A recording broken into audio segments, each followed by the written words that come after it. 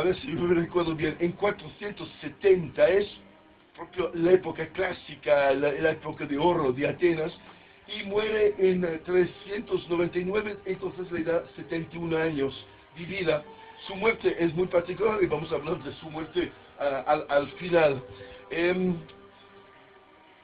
hay que, yo soy muy impactado por la historia de Atenas, porque finalmente es una ciudad de población no muy más grande que Alcalá de Henares o algo así como hoy en día, es decir, una ciudad que tiene a lo mejor 200.000 habitantes como mucho, como mucho.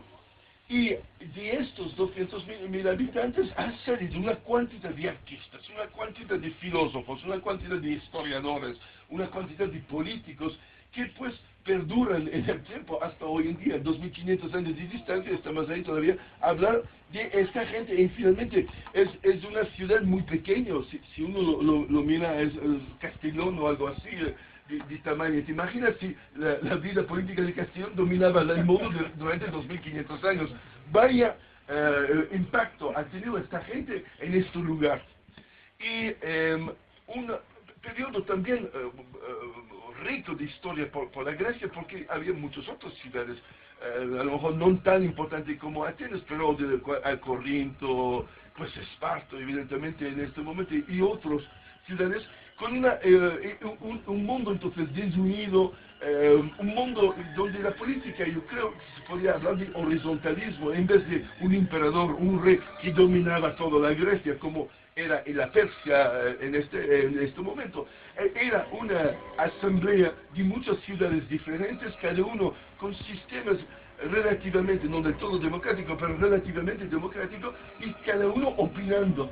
Entonces, lo veo un poco un 15M de la antigüedad, la Grecia, con todo, incluso sus diferencias, es decir, un debate sin fin de debates, cada uno opinando y cada ciudad con rivalidad con otras ciudades, una rivalidad que llevó la Grecia a su pérdida, porque pues de una ciudad al otro se han machacado durante siglos y a la fin fueron dominados por Roma y por esta idea unitaria y esta idea imperial de una Roma donde había un jefe y después los demás que se callaban y que marchaban al mismo.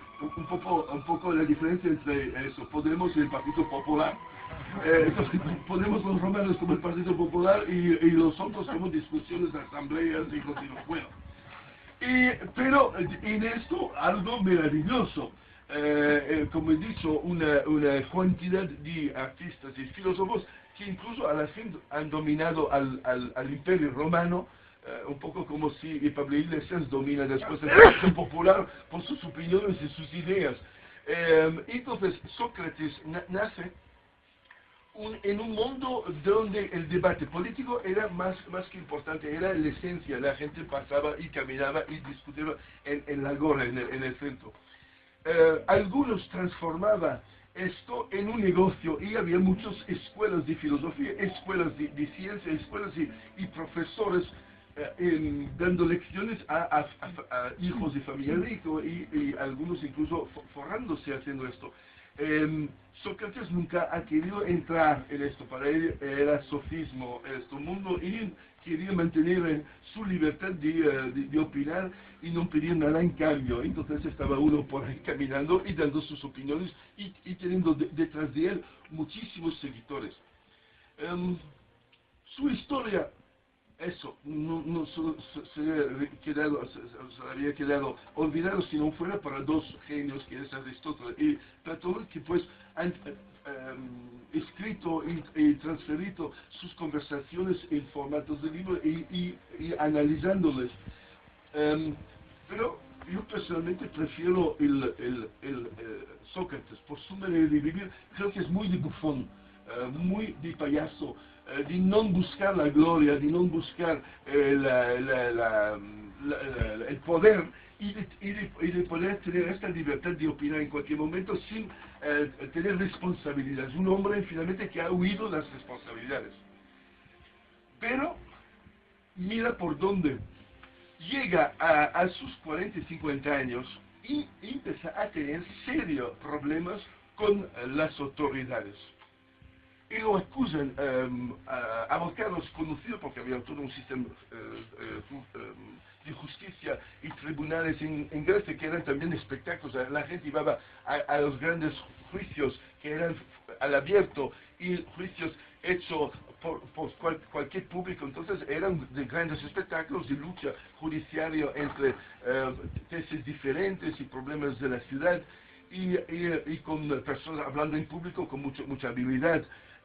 Y estos sistemas de jueces empiezan a tener Sócrates en la diana. ¿Por qué? Por sedición.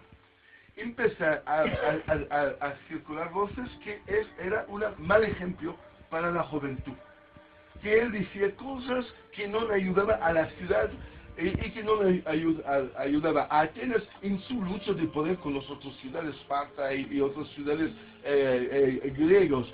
Y entonces las autoridades, que es decir, el poder, que es decir, hoy la casta de Atenas, ve en el señor Sócrates un peligro, porque no tira la carrera, no tira en el sentido que tendría que tirar todos los atenianos a defender sus dios Atenas, la dios guerrera, y defender también entonces a respetar las autoridades y respetar los otros dioses del panteón de los dioses de los griegos. Y entonces se ve que lo que molestaba era su espíritu crítico, que no quería seguir las convenciones y quería educar a la juventud de no aceptar las convenciones y de pensar por su propia cuenta, incluso si esto podía ir contra los intereses de Atenas. Sócrates en muchas ocasiones dice que al contrario, la fuerza, si Atenas es fuerte, es porque tenía un pueblo crítico, inteligente y que sabía tomar decisiones entre ellos y no personas burros básicamente a seguir un líder y por ahí todos en la misma dirección. Entonces era muy consciente de esta cosa. Y a pesar de las amenazas, porque eran muy presentes, si usted sigue diciendo lo que está diciendo, vamos a intervenir y habrá problemas judíos, y él no sé qué, nos hace pensar a la ley mordaz.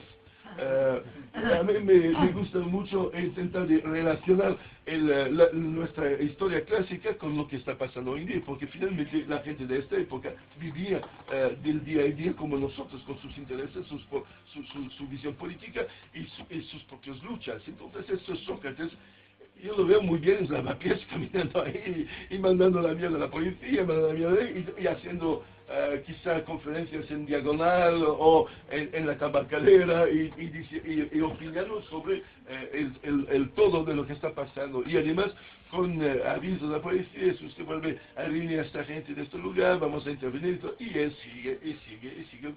Y testando o cabezota, creo que se dice en español. Y entonces llega el momento que él ha superado todo lo que era superable para las autoridades y lo cogen y lo ponen en la cárcel. Este juicio contra Sócrates está en los textos de Aristóteles, incluso en Xenofonte habla de este juicio. Podemos creer que es una transcripción fidel de lo que ha sido dicho. Es complicado porque son 2500 años atrás, difícil de decir si esto es la verdad, lo que ha pasado o no, pero por el estilo de argumentación que utilizó Sócrates y todo lo que pasó, me parece, yo personalmente, mi intuición es que lo que sabemos de este juicio es seguramente bastante cerca de lo que ha pasado. Es mi opinión y no puedo, evidentemente, ponerlo a palabra seguro, a 100%, pero la simple sensación, porque me parece lógico lo que dice. Entonces, uno pasa de ser defendido por abogados y quiere hablar por su cuenta, porque pues él es el filósofo y dice, ¿quién mejor que yo para defender lo que yo estoy diciendo? Y no voy a pedir a una tercera persona entrar y entonces aceptar. Hay que decir que los juicios se hacían al final frente a un pueblo que podía decidir un poco como del Gran Hermano hoy en día en la televisión. Es decir, que los juicios al público y después había una votación votación de quién, de la gente que eran de verdad ciudadanos de Atenas, es decir, no solo residentes y con familia atenianos, pero también con un cierto nivel de dinero, bueno, hombres libres, muchas condiciones, y creo que era como 20% de la gente de Atenas que vive en Atenas reunía todas estas condiciones por ser considerado ciudadanos, porque lo demás, uno extranjero o incluso hijo de extranjero, incluso rico, no podía votar. Pero bueno, a la gente que quiere saber más que esto, hay Wikipedia, se puede leer tranquilamente las condiciones. Pero bueno, para decir que la gente que tenía derecho a votar en el juicio de Sócrates era también parte de la casta, en cierta manera, eran los verdaderos atenianos de toda la vida y además con pasta. Entonces él va y se ve en las transcripciones de lo que él dice en los diferentes textos y diferentes autores que no tiene ni miedo ni nada, no tiene pelo en la lengua, no se dice en español eso. Sí, y entonces va soltando unas verdades y mandando la mierda a todos, y continuamente, incluso sus propios defensores, Sócrates, cuidado, que esto te puede llevar a la pena capital, es decir, hay que moderar, y hasta los mismos jueces, acusadores, no pensaba que podía ir hasta ahí, que Sócrates era tan, no presuntuoso, pero tan seguro de sí mismo, que no aceptaba ni el mínimo, entonces lo pedían continuamente. Basta pedir perdón un momento, pedir al pueblo, cambiar un poco lo que está diciendo, entonces se ve que intentan de acomodarlo. Y hay un momento donde la cosa que ha hecho pasar la condena definitiva, porque fue condenado a muerte ahí y votado por el pueblo de Atenas de morir, es que a un momento dice, no solo yo no tendré que ser condenado para vosotros, pero yo tendré que ser honorable para vosotros. Y habla directamente a los jueces. Yo tendré que ser hasta pagado por la ciudad. Había un sistema, un poco de subvenciones ahora mismo. Y cuando una ciudad decidía que un artista o filósofo era de importancia para la ciudad honoraba a este artista con una subvención. Y entonces, aprovecha de su juicio por blasfemia, calumnia contra el Estado, por traición, alta traición al espíritu ateniano, pide al contrario una subvención.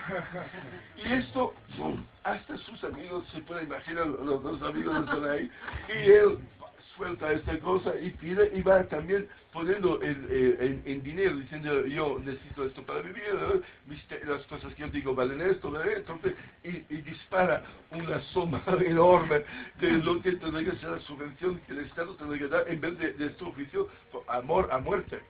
Y entonces esto ha sido, fue la gota, la clásica, mítica gota a hacer pasar, a transformar al vaso. Sí. Y fue condenado a muerte.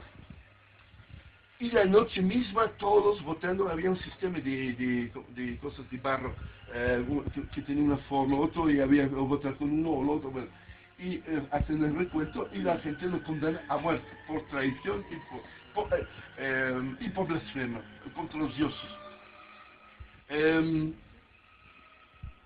Lo llevan a la cárcel y en el ritual de la condena había diferentes semanas donde los presos estaban ahí y después venía matado con un veneno. Y pidiendo esto es un signo de respeto del sistema judicial a los condenados, que las personas condenadas por ciertos delitos tenían el derecho de quitarse su propia vida y no ser matado por un verdugo. Entonces, está ahí, ya el segundo día, los mismos jueces que la han condenado y el pueblo de Atenas en la agora, las conversaciones empezaron a dar vueltas y dijeron, hemos hecho un error, ha sido una tontería lo que ha pasado ayer por la noche, este juicio no era justo, ¿cómo podemos condenar a Sócrates, conocido de todo, y hasta la gente, los jóvenes en la calle empiezan a manifestarse una cierta cosa de rebelión, y la casta empezó a tener miedo de lo que había pasado. Y hasta 2 o 3 días más tarde entra uno de los acusadores y dice, señor Sócrates, la verdad es que a lo mejor este proceso no ha ido segundo las cosas y podemos volver a hacerlo. Él dice, no. Yo soy demócrata y todo el resto no hubo vicio de forma y esto es justo y voy a morir y lo tengo aceptado. Y empieza a decir, pero no tiene que ser así. Entonces los mismos que la condenaron empiezan a cagarse encima por la reacción del pueblo y por lo que, pues a nivel internacional era conocido Sócrates. Y entonces, dicen esto, yo no me recuerdo si es Aristóteles o Xenofonte, dice que hasta dejaba la puerta de la cárcel abierta con la llave por ahí y todo, y uno se acerca y dice, bueno, yo me voy a cagar, voy a salir un momento, y vuelven y está todavía sentado, no hace nada, no sale. Su mujer viene, entonces esto también hay que decir, es misógino este hombre. Y la mujer se queda en la leyenda de Sócrates como una matrona durísima, horrible, que ha maltratado al pobre Sócrates, y algunos de nosotros diciendo que una razón por la cual se queda ahí en la cárcel y quiere morir es para no volver con la mujer. Esto es misoginia y un cierto, algo que, pues, de verdad no sé cuánto de verdad, pero tenía hijos, los hijos pasaban en esto, hay textos, él dijo, papá, hay que aprovechar de lo que han dicho, puedes salir, han dicho que puedes salir, tú puedes vivir en otra ciudad, al lado mismo, incluso en un barrio de la ciudad, desde el momento que no puedes, en la gorra te dejan para no seguir con tus cosas políticas. Él sigue, no, yo me quedo aquí. Y a la fin llega el momento del día que era previsto en el juicio, lo llevan, ¿cómo se dice? Cicuta. Un veneno que pues también en muchos textos explica cómo lo bebe tranquilamente, hablando de filosofía, regalando últimas palabras a todos sus seguidores, toda la gente llorando y tal. Él con una tranquilidad total y después las piernas que se van, bueno, toda la explicación de cómo se siente el frío, y lo que más me toca en esta historia es como la imagen del revolucionario, la imagen del anticonformista más absoluta. Es decir, después de Sócrates, cualquier otro anticonformista puede ser solo un modelo. Él ha hecho todo lo que se puede imaginar de una persona que va a contracorriente, que no ha buscado el poder, que no se ha puesto arrodillado frente a nadie, que ha soltado sus ideas y su pensamiento con una libertad absoluta. Entonces es la imagen también de la libertad de expresión, la famosa libertad de expresión, con lo cual además con esta parábola de su historia lo paga con su vida, y no solo lo paga con su vida, decide que su vida es el precio que él tiene a pagar para mantener la imagen de ser coherente hasta la muerte con su visión de las cosas. Entonces, incluso cuando le estaba regalado la libertad y poder haber salido y poder haber pidiéndolo nadie en particular, otro que decir que sí reconoce la corte, reconoce que a lo mejor ha tenido, que ha dicho cosas malas y entonces lo libera. No ha querido ir atrás y muere por eso. Entonces, un ejemplo eterno de un antisistema, de una persona contra las convenciones, un libre pensador. Esto es la palabra también increíblemente justo en su libre pensador, porque no se sabe tampoco si era ateo o no, pero lo que sabe sí es que odiaba a las personas hipócritas que utilizaban la religión por sus propios fines políticos y odiaba la mentira. Entonces, un hombre que acepta tranquilamente de morir con muchísima dignidad, además, en defensa de lo que él piensa es la verdad.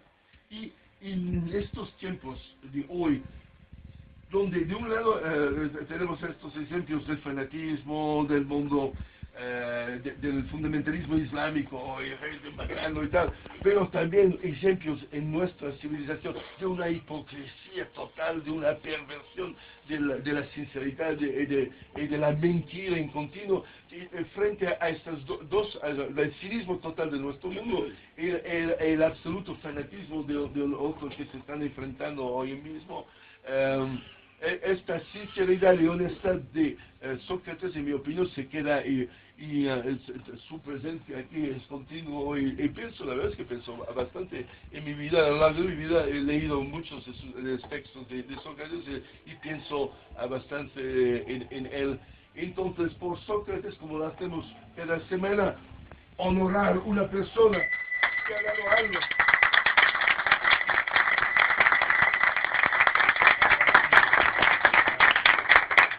No saben, aquí cada semana intento de honorar a mi manera a una persona que para mí, por mis criterios, me han ayudado a ser más humano, me han enseñado algo sobre la humanidad, sobre una visión humanista de las cosas, sobre también el hecho de ser dueño de su propia conciencia, dueño de su propio ideal, dueño de su propio pensamiento. Y para mí son mis profesores, entonces son ahí como todo mezclado de Pablo Neruda, que me encantó su manera de escribir y tal, o eso, el Claude Debussy, que adoro su música, o el Nelson Mandela y su visión tan magnánimo de las relaciones raciales, Ada Lovelace, que hemos honorado hace algunas semanas, una matemática inglesa increíble. Entonces, esto, de un aspecto humanista y de otro aspecto también, la opinión de los bufones sobre las cosas, la realidad de las cosas que pasan hoy en día. Y lo que está pasando hoy en día, lo sabemos, esta lucha contra un sistema político, financiero, económico y político juntos, que se llama el mundo occidental, en cual Europa es totalmente integrado, y este país como Italia también parte de este mundo occidental con sus reglas, con sus abusos, con sus perversiones, y del otro lado una serie de personas luchando a su manera para intentar de defender sus propios intereses, antes de todo, y a lo mejor volver a otros criterios de sociedad más humanistas, más público, frente al privado, y en este momento estas luchas han tenido una victoria, porque hay que decirlo, es una victoria enorme. Es un país no muy grande, pero con una gran historia, la Grecia, elige un gobierno que no la acepta, o por lo menos en sus declaraciones electorales y en su manera de presentarse a sus electores, rechaza el modelo occidental de esta economía, está buscando otra cosa. La mayoría de un país, si no me equivoco, son 14 millones de habitantes, la Grecia, rechaza el sistema aceptado occidental que hemos vivido más y más en las últimas décadas. Aquí también un movimiento que hemos visto por las calles, mucha indignación, que ha sido la palabra clave, y movimientos que ahora se están intentando de coagular en una fuerza política, en Italia también, pero también en los Estados Unidos, Occupy Wall Street, o lo que pasa en Inglaterra hoy en día, o hace 2 días en Inglaterra, una enorme manifestación que nadie había previsto contra el precio de la vivienda en Londres, que ha llegado a sumas astronómicas. Todo esto participa a algo que va junto. Y en esto algo que va junto, otra vez, la Grecia representa un salto cualitativo, porque ya no es protesta, allá ellos tienen responsabilidad de gobierno en un pequeño país, pero este pequeño país parte de las instituciones europeas. Y en este sentido, totalmente dentro de esta red de relaciones y de cosas que hace que somos parte de un sistema. no sé si sabéis muy bien lo que está pasando. La Grecia debe a la Comunidad Europea o a los bancos mundiales algo como 180 o 190% de su Producto Interior Bruto, que es decir, los griegos básicamente tendrían que trabajar 2 años desde hoy para solo volver a pagar las deudas.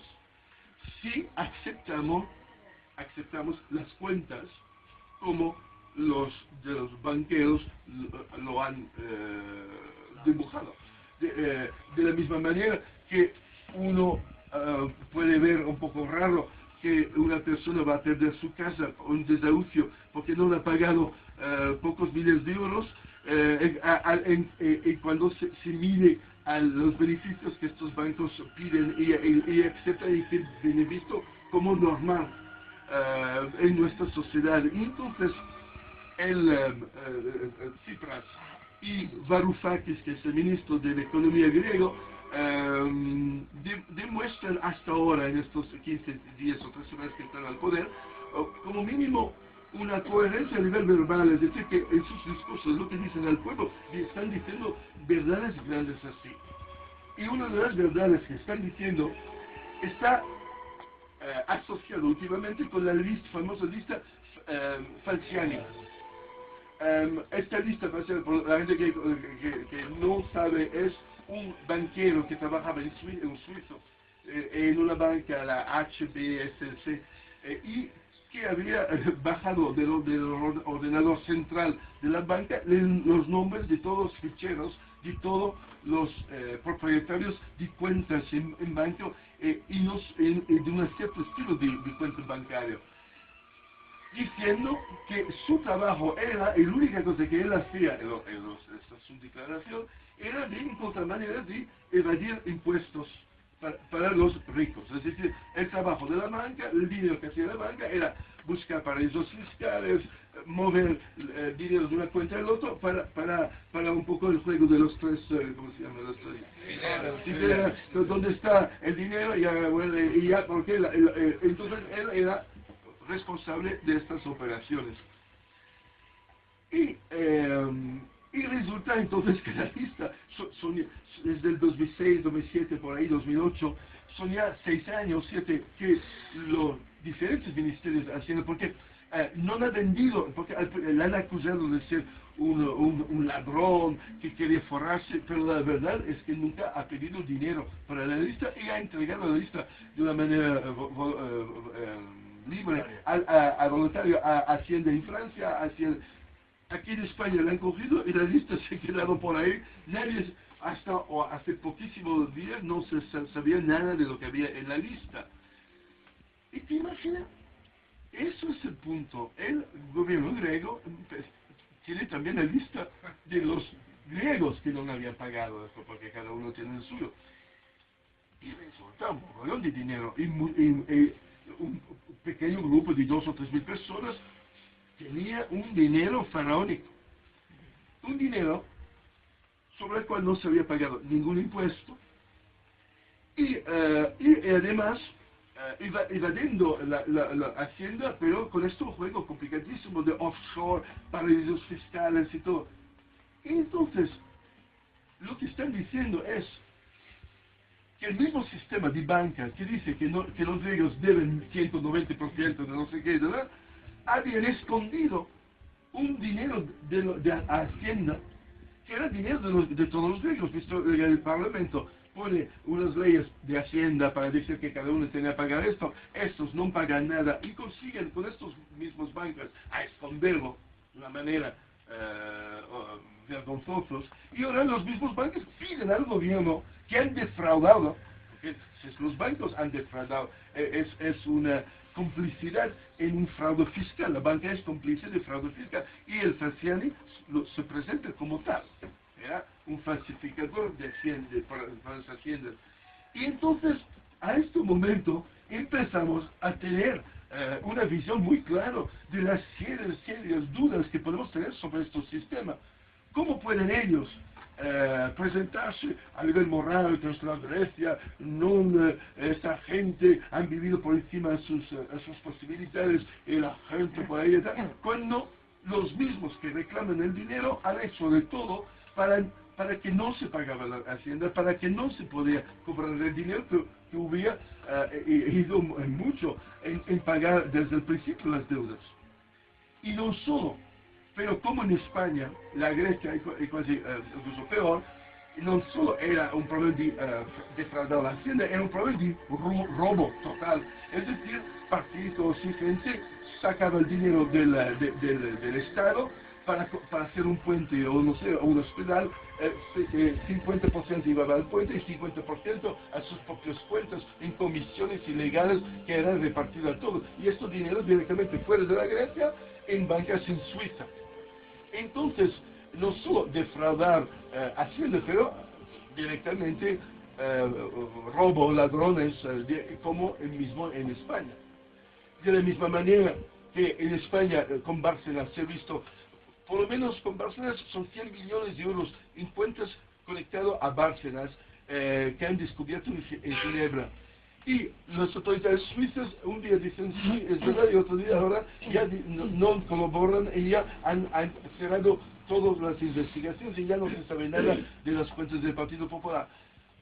No quiero entrar directamente en los problemas políticos, pero en la ética sí. En la ética, entonces, ¿con qué ético y con qué cara pueden las bancas pedir y decir que estos griegos no honoran a sus deudas cuando son ellos mismos que han colaborado, que han instigado todo un sistema para defraudar al pueblo griego de su propio dinero? Y entonces el Varoufakis y el Tsipras lo dice. Ahora vamos a ver cómo lo van a continuar, porque ahora llegan cuentas y van a tener que pagar este dinero. Y si dicen, no podemos pagar, es el Europa que puede, o por lo menos la Grecia echado del euro. Pero incluso esto,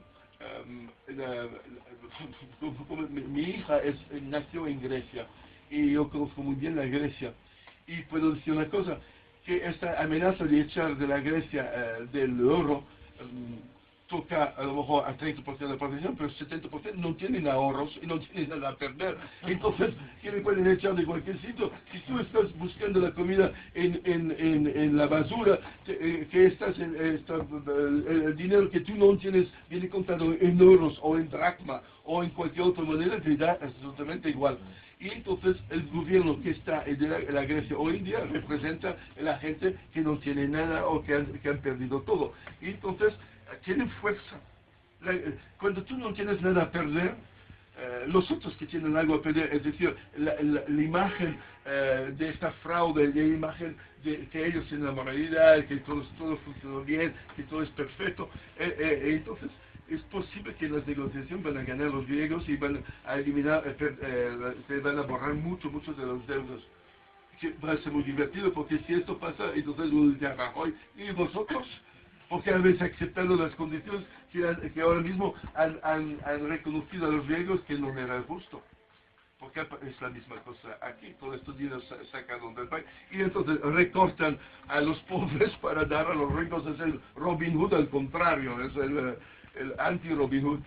Entonces, lo que yo quería decir, poniendo el dedo sobre este problema hoy en esta misa, es que estamos viviendo tiempos históricos maravillosos finalmente, porque esta falsedad y esta hipocresía, ahora la careta está cayendo, y ahora vamos a ver. Y es cierto que puede ser muy violento, muy duro, porque los ladrones no tienen miedo, utilizan cualquier cosa para mantenerse y pueden ser extremadamente violentos. Pero del otro lado, son violentos, entonces incluso si no pasa nada, la misma violencia lo están utilizando contra nosotros, como lo han hecho en las décadas pasadas, nos han robado todo. Y entonces, venga, en mi opinión, que esto la careta cae y que finalmente podemos ver algo de la realidad, y los griegos nos están ayudando en esto. Entonces, esto también un aplauso por Tsipras.